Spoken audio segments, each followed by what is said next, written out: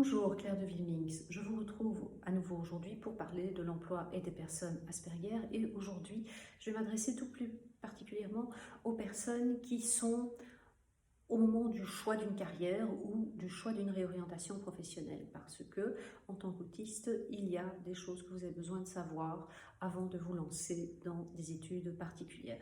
Pour préparer cette série de vidéos, je me base évidemment sur un livre écrit par Barbara Bissonnette. C'est une coach américaine qui est spécialisée dans la mise au travail de personnes Asperger. Si c'est votre cas, vous parlez l'anglais, je vous conseille son bouquin, il est très bien.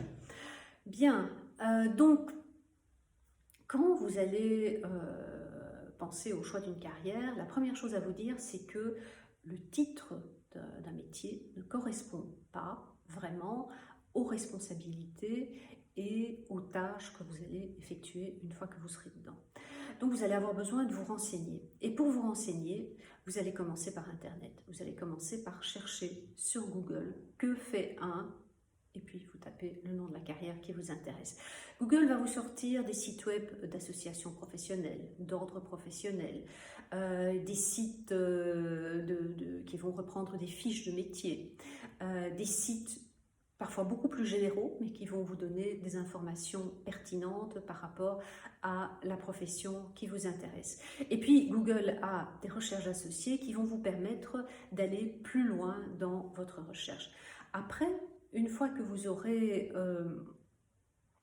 fait votre recherche, vous allez avoir besoin de décoder ce qui est écrit. Parce que ce qui est écrit, c'est écrit par des neurotypiques pour des neurotypiques. Donc, ça ne prend pas en compte les limitations que nous avons en tant que personnes Asperger cherchant un emploi ou cherchant une nouvelle carrière. Je pense par exemple à des problèmes de planification, aux problèmes d'interaction sociale, à la fatigue, etc. Donc vous allez avoir besoin de pouvoir décoder ce qui est écrit.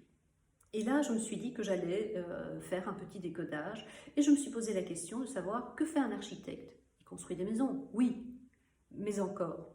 Et donc, j'ai cherché et j'ai lu que l'architecte répond aux attentes de chaque usager. L'architecte guide et aide ses clients. La première chose qu'on me dit, c'est que être architecte, c'est un métier de contact. C'est un métier dans lequel les interactions sociales sont importantes. C'est un métier dans lequel on a besoin de pouvoir négocier avec le client, dans lequel on a besoin de pouvoir gérer la colère éventuelle du client, savoir comment y répondre. On dit également que l'architecte est proche et disponible pour ses clients. Donc ça veut dire tout simplement que l'architecte se rend disponible quand le client est disponible, le soir ou le week-end. L'architecte intervient à tous les niveaux d'un projet.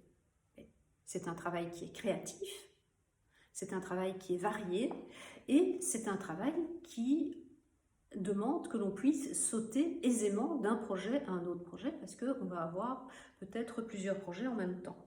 Et finalement, l'architecte est un chef d'orchestre qui dirige et contrôle chaque étape de la du projet à la construction. Donc, il y a énormément d'intervenants qui peuvent avoir des intérêts divergents, encore une fois, négociation, mais également besoin de s'adapter à la réalité du terrain, besoin d'aller sur le terrain et besoin de pouvoir prendre des décisions parfois très rapidement. Donc vous voyez, avec cela, vous pouvez décider si, en tant que personne Asperger, ça va être quelque chose qui vous convient. Vous allez faire pour cela une fiche métier, vous allez reprendre la formation là-dessus, la formation qui est nécessaire, les compétences qui sont nécessaires, les entreprises actives dans le secteur, votre motivation, le salaire que vous pouvez espérer avoir et les limitations qui sont dues au syndrome d'Asperger, à votre autisme.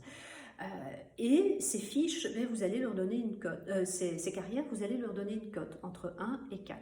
Sachant que 1, c'est les carrières qui vous intéressent vraiment, sur lesquelles vous voudriez encore avoir plus d'informations, et 4, ce sont les carrières qui ne vous intéressent pas du tout. Donc je ne dis pas qu'architecte n'est pas bon pour une personne Asperger, hein. Ne méprenez pas ce que je dis. Voilà, ceci termine pour aujourd'hui. Dans la prochaine vidéo, on voit l'étape suivante, à savoir se renseigner auprès de personnes qui font ce métier-là. Je vous souhaite entre-temps une belle journée, une belle soirée et je vous dis à très bientôt.